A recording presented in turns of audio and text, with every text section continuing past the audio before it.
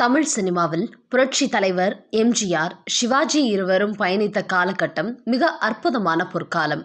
இருவரும் தங்களுக்கு என தனித்தனி பாதைகளில் கதைகளையும் படங்களையும் தேர்ந்தெடுத்து நடித்து தங்களது ரசிகர்களை மகிழ்வித்து வந்தனர். அதே சமயம் இப்போது வரை பார்த்தால் வசனம் என்று வரும்போது நடிகர் திலகம் சிவாஜியை அடித்துக் கொள்வதற்கு ஆள் இல்லை என்றுதான் சொல்லப்பட்டு வருகிறது. கிட்டத்தட்ட அது உண்மையும் கூட. ஏனென்றால் படங்களில் நடிகர் திலகத்தின் வசனங்களை பார்த்துதானே இப்போது இருக்கும் பல நடிகர்கள் சினிமாவில் நடிப்பதற்கே ஊரை விட்டே கிளம்பி வந்தார்கள் என்றால் அவரது வசனத்தின் வீச்சு எந்த அளவுக்கு இருந்திருக்கும். அதே சமயம் புரட்சி தலைவர் எம்ஜிஆர் அவரது சினிமா பயணத்தின் கடைசி காலகட்டத்தில், அதாவது காவல்காரன் படத்திற்கு பிறகு குண்டடிப்பட்டு சற்று குரல் உடைந்த நிலையில் பேசும் வசனங்கள் தான் பெரும்பாலும் இன்றைய இளைஞர்கள் கேட்டிருக்கிறார்கள்.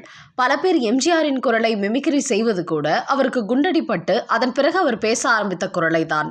ஆனால் அதற்கு முன்பு அவர் பேசிய கணீர் குரலை இன்றைய பல ரசிகர்கள் கேட்டிருக்க மாட்டார்கள்.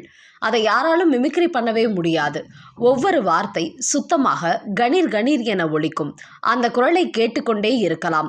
குறிப்பாக அவர் நடித்த புராண மற்றும் ராஜா காலத்து படங்களில் அவர் பேசும் வசனங்களை எல்லாம் பார்க்கும்போது எப்படி நடிகர் திலகம் சிவாஜியை விட இப்படி புரட்சி தலைவர் எம்ஜிஆரின் வசன திறமையை குறைத்து மதிப்பிட்டார்கள் என்றுதான் நினைக்க தோன்றும்.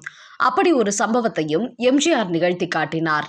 எம்ஜிஆரும் சிவாஜியும் ஒன்றாக இணைந்து நடித்த ஒரே படம் என்றால் அது கூண்டுக்கிளி திரைப்படம்தான். அந்த படத்தில் இருவரும் நண்பர்கள். ஆனாலும் அதில் சிவாஜி கெட்ட குணம் கொண்ட நண்பராக இருப்பார். அதை புரிந்து கொள்ளாமல் அவரை நல்லவர் என்று நினைத்து அவர் நலனுக்காகவே வாழ்க்கையை அர்ப்பணிப்பார் எம்ஜிஆர்.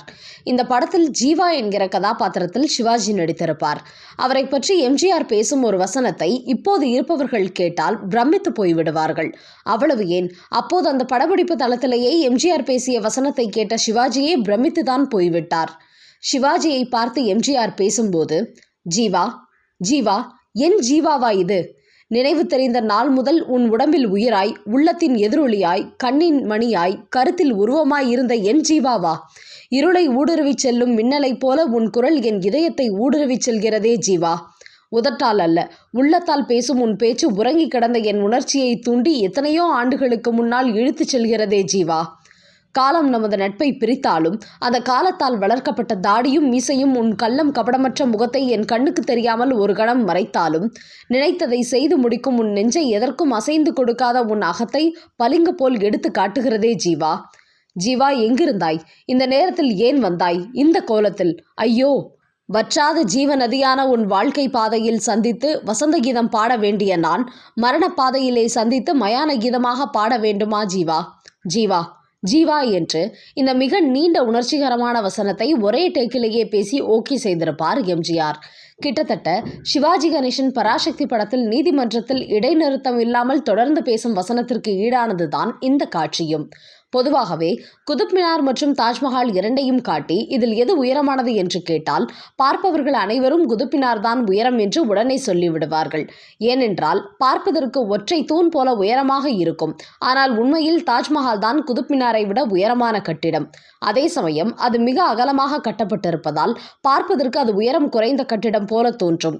இப்படிதான் சிவாஜி கணேசனின் நடிப்பு, வசன திறமை வெளி உலகிற்கு வெளிச்சம் போட்டு காட்டப்பட்டதை தவிர புரட்சி தலைவர் எம்ஜிஆரின் வசன திறமை குடத்தில் இட்ட விளக்காகவே பல ரசிகர்களுக்கு தெரியாமல் போய்விட்டது. இயக்குனர் சிகரம் பாலச்சந்தர் இன்று முன்னணி நட்சத்திரங்களாக தமிழ் சினிமாவில் வலம் வரும் சூப்பர் ஸ்டார் ரஜினிகாந்த் மற்றும் கமலஹாசன் உள்ளிட்ட பல அற்புதமான நடிகர்களை உருவாக்கியுள்ளார். சாதாரணமாக கண்ணாடி கல்லாக தன் கையில் கிடைத்த நடிகர்களை பட்டை தீட்டி வைரங்களாக மாற்றி பல வருடங்களுக்கு ஒளிரச் செய்தார். ஹீரோக்கள் நடிகைகள் தான் என்று மட்டுமல்ல, நகைச்சுவை மற்றும் குணச்சித்திர நடிகர்களிடமும் மிகுந்த கவனம் செலுத்தி அவர்களிடமிருந்து நடிப்பின் புதிய பரிமாணங்களை வெளியே கொண்டு வந்தார் என்றால் மிகையல்ல. அப்படி பாலச்சந்தரின் ஃபேவரட் நடிகர் லிஸ்டில் இடம் பிடித்தவர்தான் நடிகர் நாகேஷ். நீர்க்குமிழி, சர்வர் சுந்தரம், பாமா விஜயம் உள்ளிட்ட பல படங்களில் நாகேஷை கதையின் நாயகராக நடிக்க வைத்து அவருக்கு மிகப்பெரிய அந்தஸ்தை பாலச்சந்தர் ஏற்படுத்தி கொடுத்தார். சொல்லப்போனால் நாகேஷை கதையின் நாயகனாக்கி நீர்க்குமிழி படத்தில் ஒரு வெற்றிகரமான இயக்குனராக உருவெடுத்தவர். அந்த சமயத்தில் புரட்சி தலைவர் எம்ஜிஆர் தனது சினிமா பயணத்தை முடித்துக்கொண்டு அரசியலில் இறங்குவதற்கான கடைசி காலகட்டம். ஆனாலும் படங்களில் பிஸியாக நடித்து வந்தார். அந்த சமயத்தில் எம்ஜிஆரின் படங்களில் பெரும்பாலும் நாகேஷ் தொடர்ந்து இடம் பிடித்து வந்தார். அது மட்டுமல்ல, பிஸியான நடிகராகவும் நடித்து வந்தார். அந்த நேரத்தில், அதாவது 1972இல் பாலச்சந்தர் வெள்ளி விழா என்கிற ஒரு படத்தை இயக்கி வந்தார். அந்த படத்தில் ஜெமினி கணேசன், மனோரமா, வாணிஸ்ரீ போன்ற முக்கிய நட்சத்திரங்கள் நடித்து வந்தனர். அதில் காமெடி கதாபாத்திரம் ஒன்றில் நடிக்க நாகேஷ் ஒப்பந்தமாக இருந்தார்.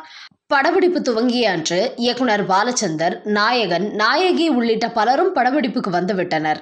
ஆனால் நாகேஷ் வரவில்லை. இதனால் பாலச்சந்தர் டென்ஷன் ஆகிவிட்டார். அப்போது நாகேஷை அழைக்க சென்றிருந்த பட கம்பெனி மேனேஜர் திரும்பி வந்தார். ஆனால் அவரது காரில் நாகேஷ் இல்லை. ஏன் நாகேஷ் வரவில்லை என்று மேனேஜரிடம் கேட்டார் பாலச்சந்தர். அதற்கு மேனேஜர், நமக்கு கொடுத்த இதே தேதியில் எம்ஜிஆர் நடிக்கும் படத்திற்கும் நாகேஷ் கால்ஷீட் கொடுத்திருக்கிறார். நான் அவரது வீட்டுக்கு சென்றபோது அங்கே அவரை அழைத்து செல்ல எம்ஜிஆரின் பட இயக்குனரே நேரில் வந்திருந்தார். அப்போது அங்கு சென்ற என்னை பார்த்து, என்னை அழைத்து செல்ல இதோ எம்ஜிஆர் பட இயக்குனரே வந்திருக்கிறார். ஆனால் இங்கே கம்பெனி மேனேஜர் தான் வந்திருக்கிறார்.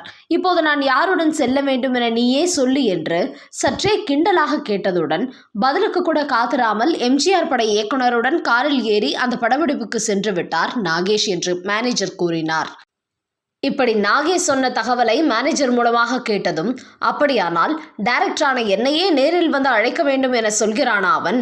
அப்படி ஒரு ஆள் எனக்கு தேவையில்லை என்று கோபமான பாலச்சந்தர் உடனடியாக தயாரிப்பாளரிடம், இனி நாகேஷ் இந்த படத்திற்கு வேண்டாம், தேங்காய் சீனிவாசனை ஒப்பந்தம் செய்யுங்கள் என்று கூறி, அதன் பிறகு அந்த படம் முழுக்க தேங்காய் சீனிவாசனையே நடிக்க வைத்து காட்சிகளை எடுத்தார்.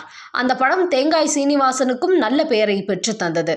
ஆனால் கோபம் தீராத பாலச்சந்தர் அடுத்த 3 வருடங்களுக்கு தான் இயக்கிய படங்கள் எதிலும் நாகேஷை நடிக்க வைக்கவே இல்லை. நாகேஷும் எவ்வளவு கெஞ்சி பார்த்தாலும் கூட, உனக்கு கொஞ்ச நாள் வனவாசம் தேவைதான் என பாலச்சந்தர் மனம் இறங்கவே இல்லை. பிறகு 3 வருடம் கழித்து போனால் போகிறது என்று நாகேஷை அழைத்து 1975இல் தான் இயக்கிய அபூர்வ ராகங்கள் படத்தில் ஒரு முக்கியமான கதாபாத்திரத்தில் நடிக்க வைத்தார் பாலச்சந்தர். நட்புக்கும் விசுவாசத்திற்கும் மரியாதை கொடுப்பவர் பாலச்சந்தர். ஆனால் என்னதான் திறமையானவர் என்றாலும் தொழில் பக்தி இல்லாத நடிகர்களிடம் அவர் ஒரு நெருப்பு போலவே நடந்து கொண்டார் என்பதற்கு இது மிகச்சிறந்த உதாரணம்.